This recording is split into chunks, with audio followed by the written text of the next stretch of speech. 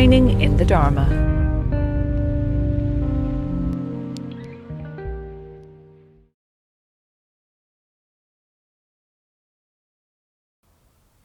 Steps to Freedom.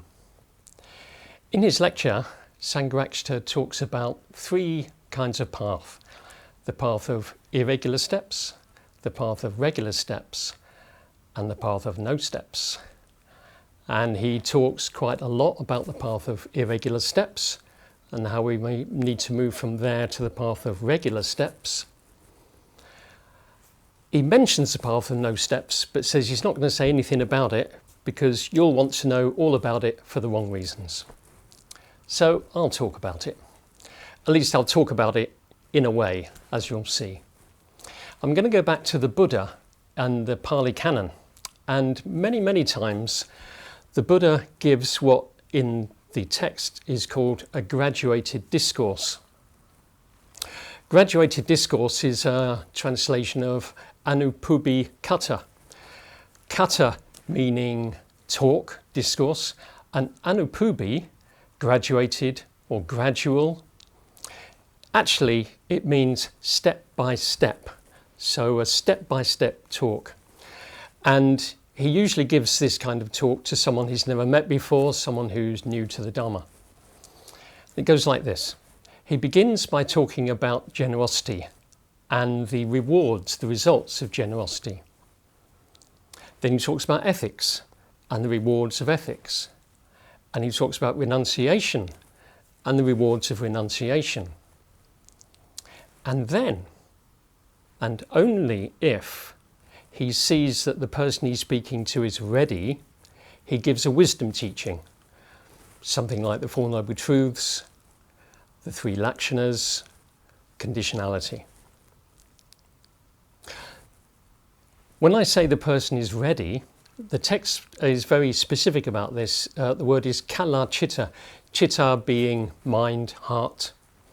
Kala means ready or prepared. So the Buddha gets that person into a state where they're prepared to receive wisdom. And the text make it absolutely clear what that prepared mind is. There are four aspects to it. First of all, mudu chitta. Mudu means soft, gentle, tender. And what this means, I think, is that your mind, or the listener's mind now, is soft, receptive. I always think of clay, a potter with clay, and they're working with very soft clay that can be shaped in any way that they want it to be. I also think of a wax impress, like the seal of a king. And the wax needs to be soft for that seal to take the impress. So I think mudicitta means that now the person is ready to really receive the teachings. The second aspect of the kalachitta is vinivavana, which is often translated as unobstructed. Vavana actually means hindrance. So vinivavana means with no hindrance, no obstruction, which can mean that the person isn't putting up obstructions to what the Buddha's saying. They're, again, receptive, they're really allowing things in. But because Varana means hindrance, some translators assume this must mean that now there are no hindrances. I haven't got time to go into the hindrances now, but basically what that means is there are no negative mental states at all in that person. The third aspect of the kalachitta is udaga. And udaga means exalted. It means exultant and therefore inspired. We could even say elated. So what's happening is the Buddha's talking to this person and they're really enjoying themselves now. They're really into it and they become inspired by what the Buddha's saying. They're really exalted by it, exhilarated almost. And this, then the fourth aspect of the kalachitta, the prepared mind, is pasana, which means trust, belief or faith. Because after all, the Buddha's been speaking for quite a while now, and the person he's speaking to is beginning to really trust the Buddha, really have faith in him. So this is the kalachitta, the mind prepared for insight. And I always think that What this actually means is the Buddha has awakened his listener's imagination. And then what happens? Invariably, the Buddha gives a wisdom teaching, and because the person's mind is ready to receive it, they gain insight.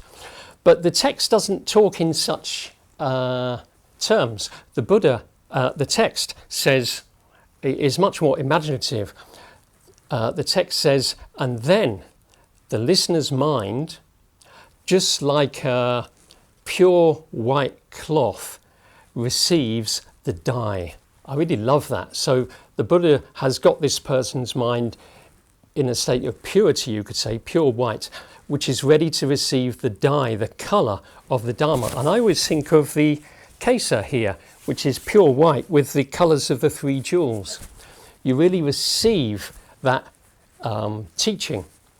And then, again, speaking in imaginatively, the text says, and then the Dharma eye was opened, which is another way of saying they gained insight. And that isn't the end, because then, invariably what happens then is the person is so moved, so transformed, that they say to the Buddha, will you take me on as your disciple, because I want to go for refuge to you, to your teaching, and to your community. In other words, I want to go for refuge to the Buddha, the Dharma, and the Sangha. Which is, so if we go back to the lecture, Steps to Freedom, Sangharakshita says at the beginning of the steps that you take, the path of regular steps, is to go for refuge to the three jewels.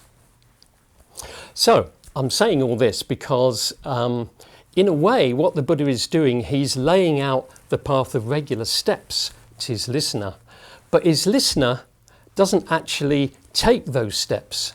The listener is just listening, but they gain insight. So you could say that in talking about the path of regular steps, the Buddha allows the person to take the path of no steps.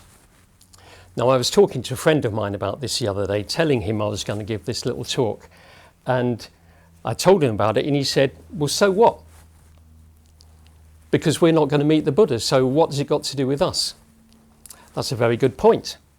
And what this means, I think, and this is really important for teachers of the Dharma, is your main task, in my opinion, is to get your listeners, your students, into the kala chitta, the mind ready for insight. And how do you do this?